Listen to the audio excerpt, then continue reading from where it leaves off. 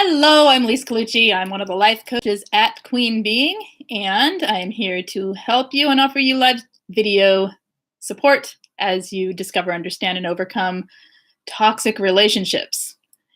Anyway, hello, everybody. And today I'm a little off, got a fever, gonna work anyway. So forgive me if I'm slow, please. Hello, everybody who is here. I see, is it Stevel? Stevel or Stevel? Mo Cowboy. Who else is here? Jack Lumen. And is that it that's here right now, I think? Divorce Your Narcissist. Hello. And Butterfly Mama. Hello to everybody. I'm going to read back here a bit, but I'm going to start today with, we were talking on Thursday about triggers and whatnot, and then the topic of balance came up. So somebody was talking about balance and asking more questions about it, and I'm hoping we can talk more about that. So things get really out of balance when you've been in a toxic relationship. We all kind of know this. Things when you're with a narcissistic or a toxic person, everything is about that person, right? So I'm going to scroll to where we're actually live in chat here. Hello, JCat. Who else is here?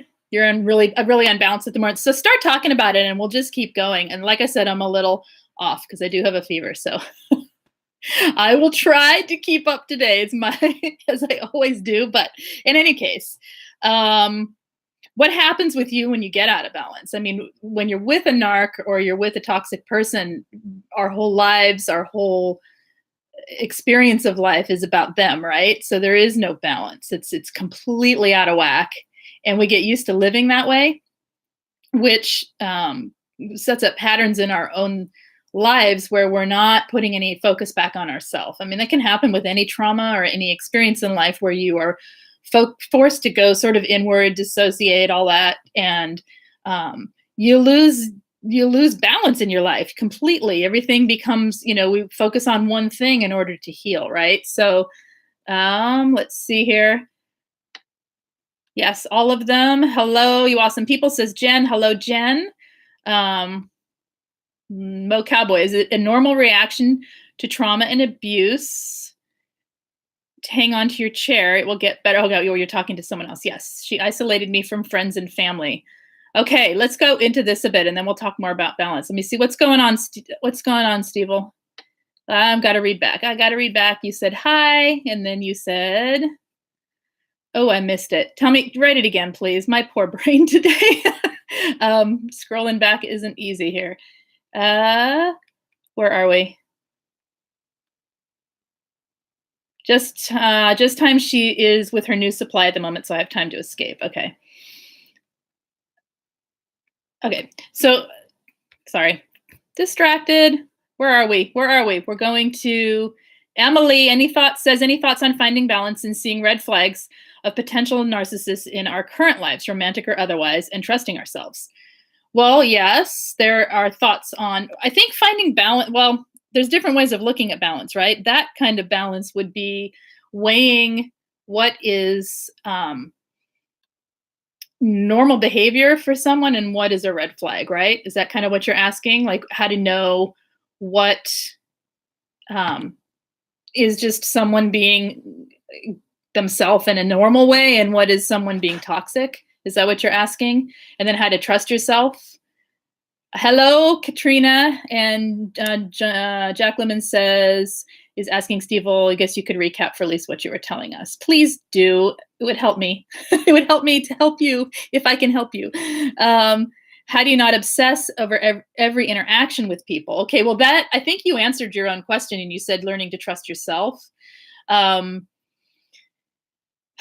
We get out of balance because we get so focused on relationships with other people and the connections and the communications, and it's just exhausting. And we don't stop to pay attention to what's actually happening in the moment because we're so fixated out of totally reasonable fear or reasonable trying to understand and learn on relationship itself, right? And so I think as we learn to trust, hello to Joe, how are you?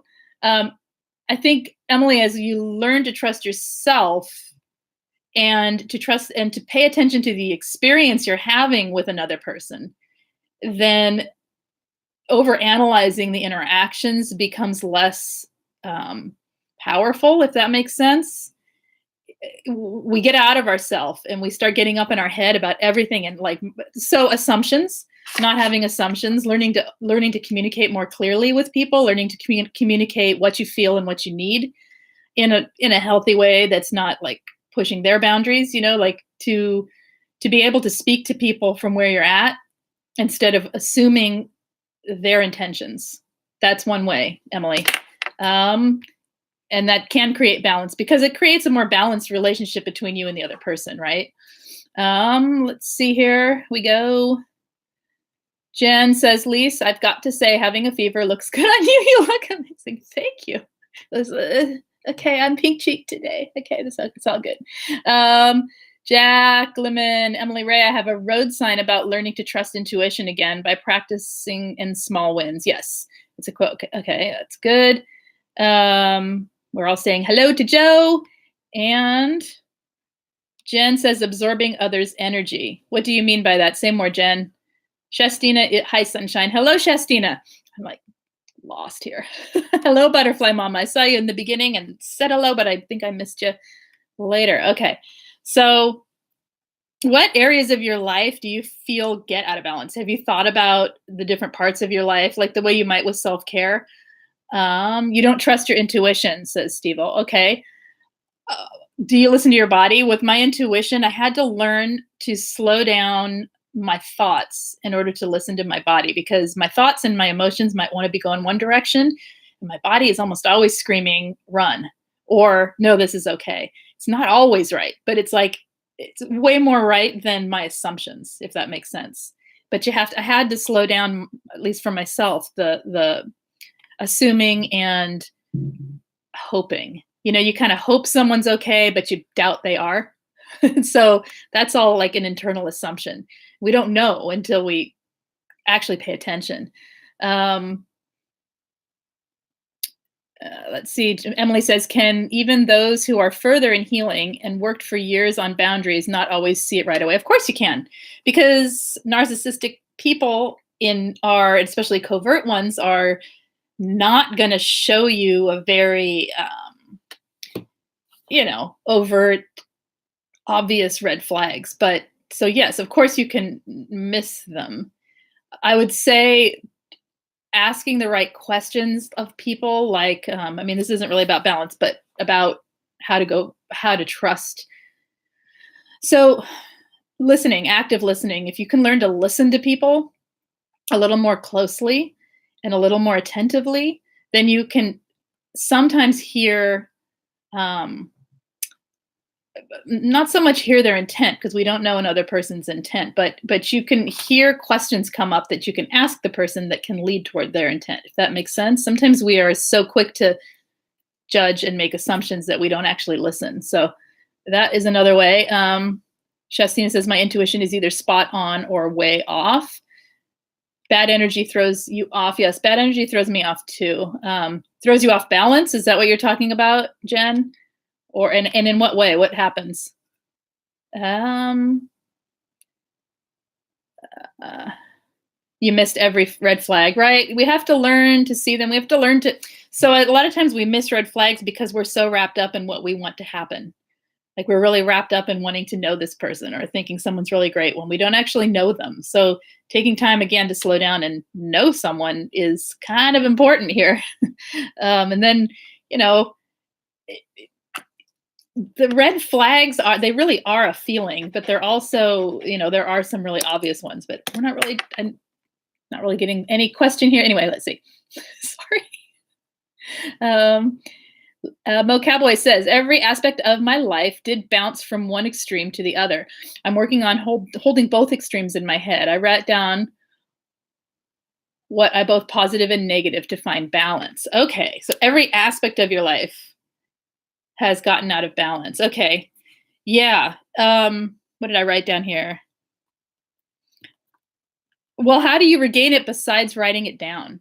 And what does that actually mean to have balance? I think there's a natural amount of imbalance in life because interest, right? Your interest goes one direction and we get out of balance. So it's a matter of pulling ourselves away from an interest long enough to have a break from it to regain some balance sometimes. I mean, it's kind of a big topic to talk about really generally, really broadly like this, but Justine is saying, let's see, I just lost you guys. Oh my gosh. Okay, my brain. The way off intuition, I think, has to do with my emotional state and low esteem. Exactly. Exactly. When we can't feel our intuition when we're wrapped up in our own troubles, right? Or our own inner experience of ourselves. You have to sort of step outside of that in order to feel the intuition of other people, your intuition toward other people. Let's see. Freedom Lee, hello. You're listening while making chili. Yummy. You are glad to hear, listening, and helping our community. I'm glad I am here. Thank you. Glad you're here, and I like your little butterfly. Let's see. We are talking amongst ourselves again.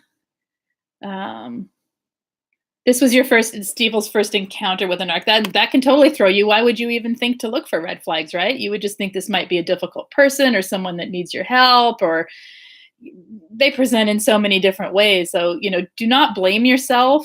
Stevel, it's not anyone in the world can get drawn in by a narcissist, depending on the type of narcissist and the manipulation. Anyone can get drawn in by a toxic person. It's just the way they groom is so slow and so insidious that you can't see it coming sometimes until you have had the experience and you learn from it. So that's not to say you have to have it again, but it's not your fault. And, cut yourself slack that you didn't know what you didn't know, because you didn't know. And there was nothing to look for because you didn't know there was anything to look for. Right. So, Mo Cowboy, love, hate, self-care, no self-care. Life is wonderful. The world is ending. So total polar swings is what you're talking about. Like just completely. Okay. So I like that. Finding balance in that. To me, that screams of mindfulness, like really, really, really working on anchoring into a mindfulness practices several times a day. That's what I would do. For some, when I get, when I feel really polarized like that, because that's a really, exhausting back and forth feeling. You also are riding highs and lows of a really strong emotion. So sometimes it's a matter of getting into the body. I think to your head and your heart are going like full blast. And so getting in your body, I take really long walks when that happens and it helps to kind of move the energy through. Anyway, I hope those are useful, but let's see. And now I just lost. Okay. Let's see. Hello. Let's see. See if, okay, we're talking. Negative self-talk messes me up too. Yes, we have to watch. All of these things are, Justina, like all of these things you're talking about they're our responsibility to do for ourselves.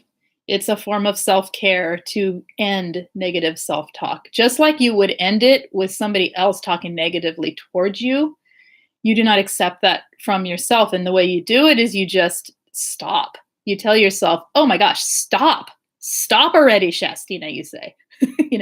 I am worth more than this. And tell yourself the direct, not the opposite, but something that you can believe in its place every single time. It's effort. It's training your brain and rewiring your brain to speak to yourself kindly. It's a really, really important, and it does help you find more balance in life. Lise, Jen says, I've come to learn that this gift of feeling others' emotions sucks when you are not with a narc, because other people have emotions. It can also be really amazing. You have to learn to protect yourself, Jen, from so much of other people coming in. And there's a million ways out there. I mean, I like Judith Orloff's book on what is it? Empath Survival Guide, I think it's called. I like that book for practical ideas for how, and understanding of what it is to be a really super feeler like we are, and to help protect yourself from that energy of other people and their emotions from coming at you, right? So it can be really beautiful though when you learn how to effectively keep yourself separate. And some of that is also, though, it's not just like waiting for it to happen, it's looking at your codependent traits, I think. Because sometimes it's not that we're letting other people's feelings in because we're empaths, it's we're letting other people's feelings affect us because we're mildly or highly codependent, right?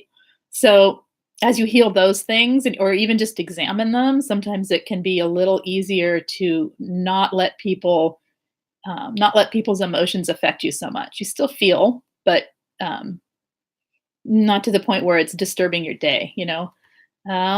Let's see. Joe, I'm powerlifting again, jet skiing, riding my bike to get myself back in balance. My ex-wife was only 5'3", 120, but she had me to my lowest point. I didn't recognize the man in the mirror. You know, I've heard so many men compare the size of their narc to themselves in that exact way. Like, it's astounding that this teeny tiny person took me down so far, and I'm a big strong guy and I can do these big strong things. And it's like, yes, they sure can, because yeah, it has nothing to do with size, right? It has to do with the toxicity in the person, and that they need the world to spin around them. And so everyone goes down. Everyone goes down. Um, and I'm glad you are back to your stuff again, because that's what's going to help you, right? Let's see. Yes, the grooming. Steve says, Misty, my ex told me he was a victim of circumstance. Yeah, his own, right? They create the circumstance. Like, all right.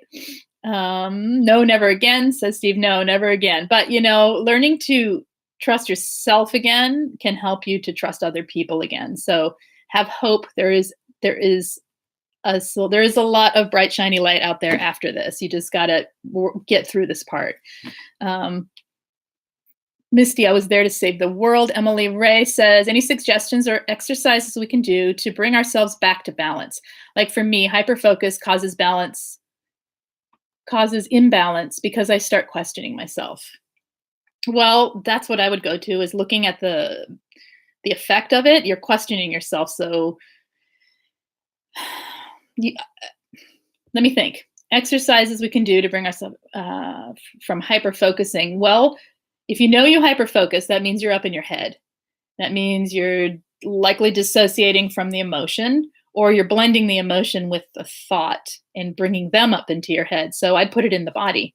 I always go to the whatever's of the three, the body, the brain, or you could do four. You could do your spiritual life too. But of the main three, your body, your brain, and your emotions, if one or more are overpowering me, I go to the third. So if I'm just like all physical and not paying attention to anything and just moving all the time and moving, you know what I'm talking about? Where you just can't stop moving, then I probably need to be thinking about something or feeling something, more likely, if you're me.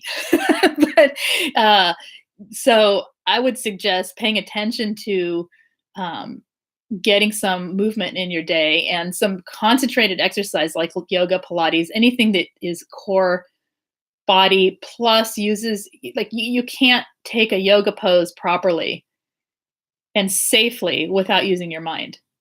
And so it redirects your attention onto something in the body, and then it slows down some of that hyper focus. It can, anyway. It's worth a shot. There's an exercise. That's what I would do. Shastina, I do need to check back with Melina. Okay, you're talking about something else. Let's see. Mo Cowboy, excellent. Jen Archer, I'm using Community of Books to Pete Walker explains the concept of community of books until I can learn to discern safe enough people. I haven't gotten that far in his book, so I will talk about that more when I have. Which one are you reading? I'm reading the CPTSD one right now. Okay. All right, you guys. What else you guys want to talk about? What's going on? Where are you at with it? Tell me a little bit more, Steve. What's going on, and is there any questions you have that you would like answered, or any support you need? I'm happy to offer that since you're here. Let's see, we got the cell phone problems again. I think I missed a bunch, and if I scroll back, I'm gonna lose myself. So Another thing to remember is that finding balance does not, yeah, that's the one, Pete Walker's book on CPTSD. I'm reading that too. I'm only in like chapter 3 though. So, um, and you read Healing the Shame That Binds. Yeah, that's really good too. I've read that one. Those are good. Those are great references, and they have really good information in them. So it's good. Yes. I keep saying that word. It's good. It's all good, you guys. Wait, I haven't tried yoga, says Jen. You haven't tried yoga? Well, maybe it's a try. I'm just saying something, any exercising, any physical movement. If you're trapped in pervasive thinking, or I forgot how Emily worded it. She worded it really well. If you're trapped in, up in the thought process, then get out of your thoughts for a little while. It's, to me, that's how you find balance. We have to remember we're not one thing. We're not just these big emotional feelers that are just feeling all the time. I can get lost there, like get so far there that I forget that I have a life outside of there. And that's not good for me. It's way out of balance. So let's see. Shastina, I was planning to go to my uncle's funeral, but snow blizzard coming on here. It's a lot of snow everywhere. I'm sorry you can't go. I'm sorry for you. That is not good. Mo Cowboy says his books have really helped. The exercises are easy, and Pete Walker dispels perfectionisms by explaining there is no right or wrong way to do them. That's right. And we have to remember that perfectionism is another imbalance. It really is a survival skill. It's a survival mechanism, because if we don't assume we need to be perfect, especially if we've had toxic upbringing, if we are, it's like letting go of that perfectionism means something really bad's going to happen, right? Because it has to do with surviving as a child, most likely, often. So it's not, you don't need it to survive. There is no right or wrong way. And in fact, doing it the wrong way can almost be better sometimes, because then you learn something.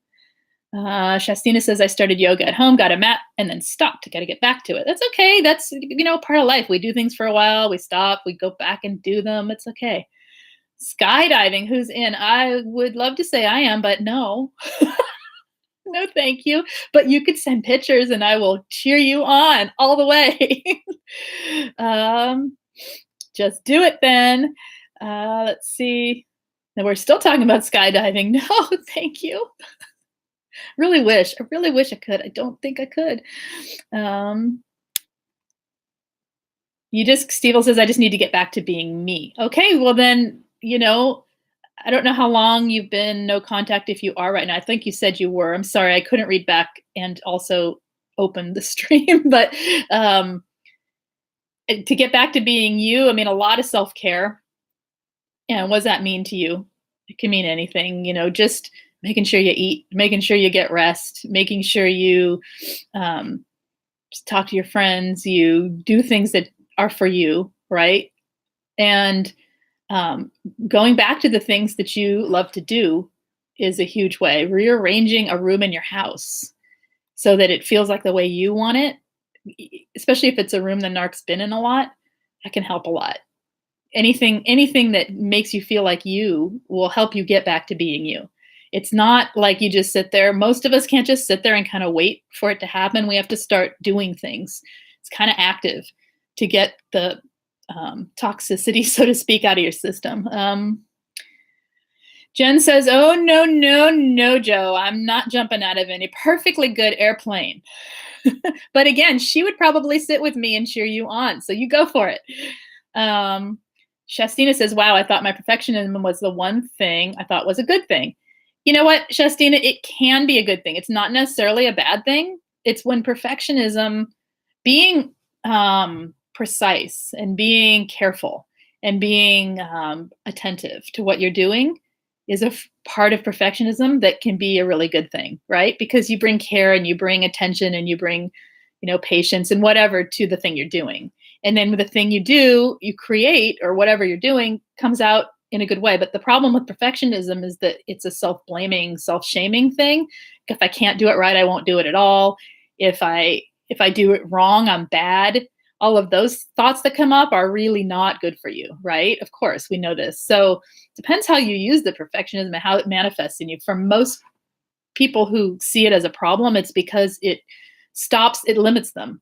It limits them, and it creates negativity toward themselves. So, Butterfly Mama, how do you balance when recovery is an everyday part of us? That is a point I was going to bring up. It gets so out of balance because your whole life becomes about narc abuse and recovery and healing. And so I would say, Butterfly Mama, you find some joy in your life that is outside of all of it. And by that, I would use a self-care thing I do, which is, or I suggest to people, which is to pay attention in your day to things that you enjoy.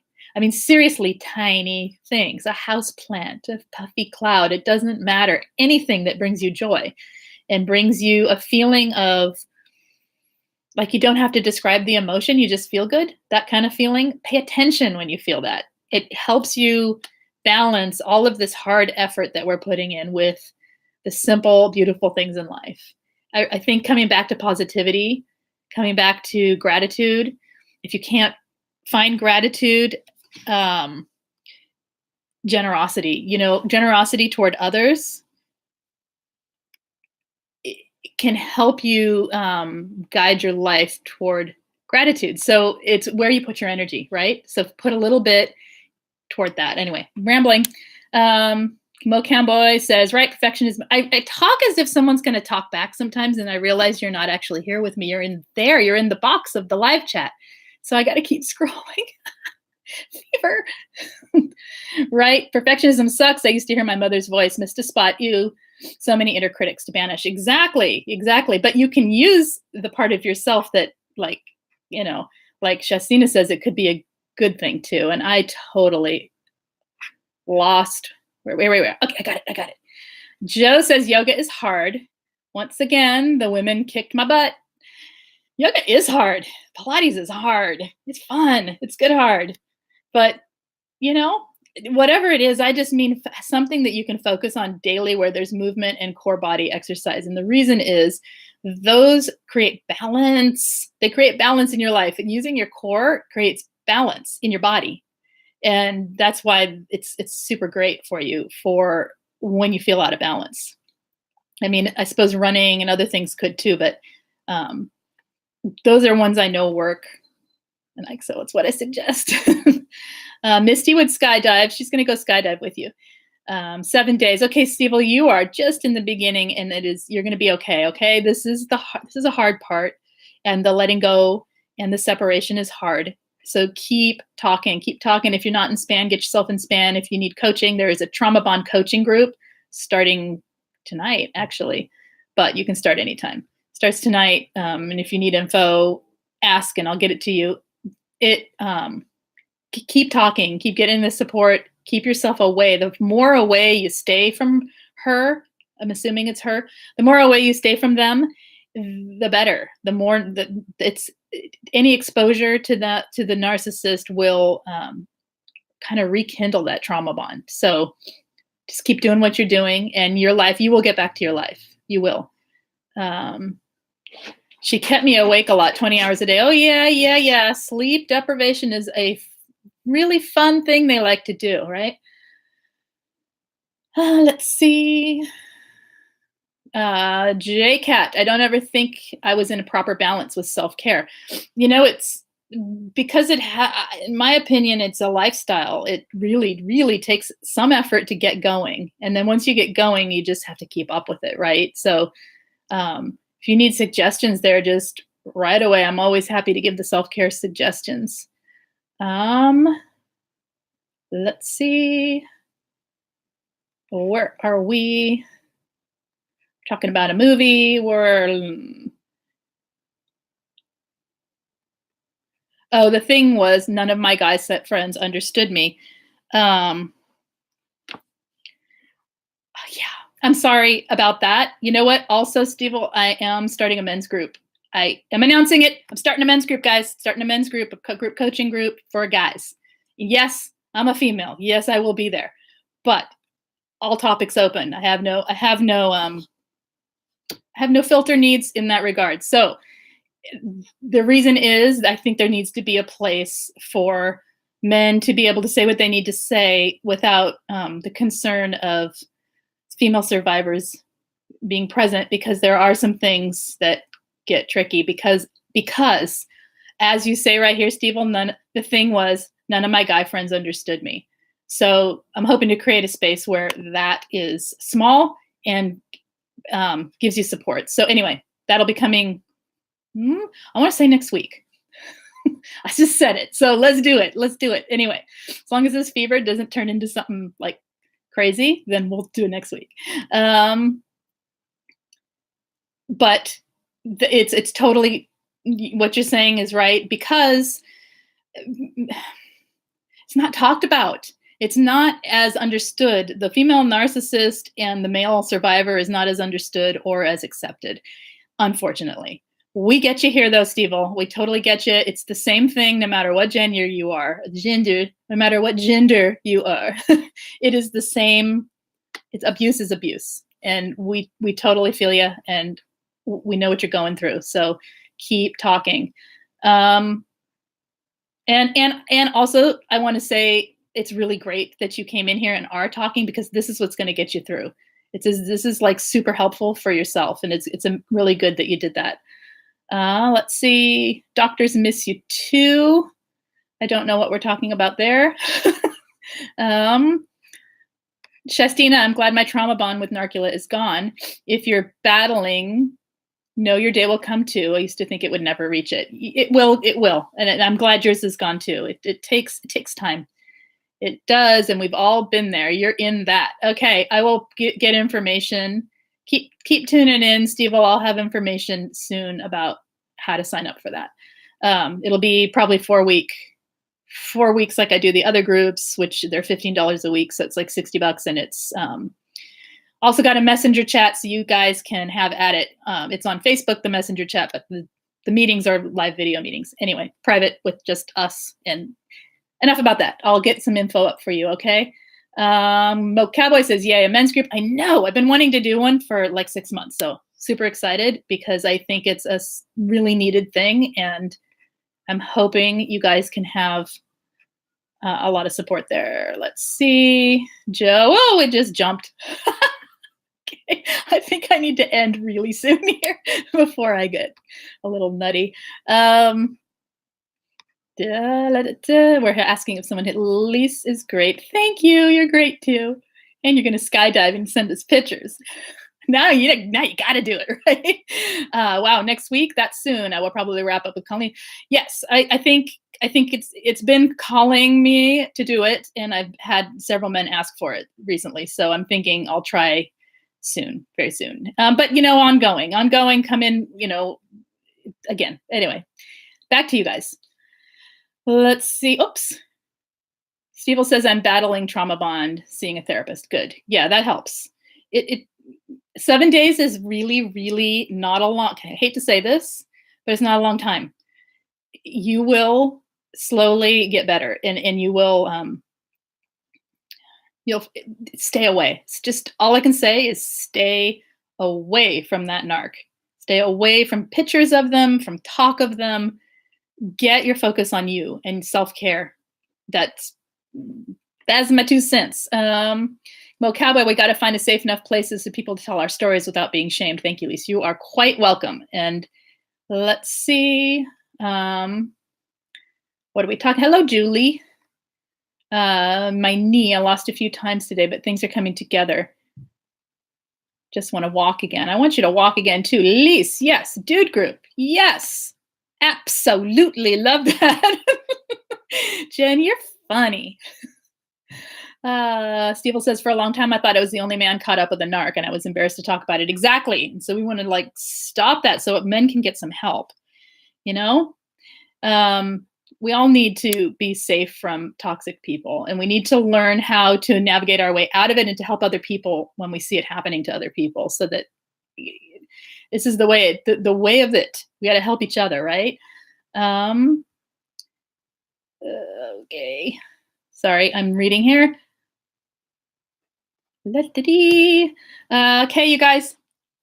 I'm hitting the fever wall here. So any questions quickly before I am gonna head out of here. You know what? I so appreciate so many of you being in here and so chatty today. It has made it easy and really great. We didn't stay on topic, but I don't care. I just started topics so we have something to talk about. I'm more interested in what you guys need to talk about than what I think we should talk about, right? Uh, the men suffer too, narc women and women bullies. And also, men can be with men narcs too. It's just to have a space that is safe to talk, where they're not feeling like they need to, feeling like you need to edit yourself to protect other survivors, because there are some things. Anyway, yes, I need to talk and vent sometimes. Totally, it makes sense. Shame. Yeah, there's a lot of stuff. There's a lot of stuff that goes along with it that has a different flavor for men. I think that flavor has a flavor. It has a. Sorry, you guys. Here she goes. Okay. So you guys, back to balance for a second before we end. Yeah.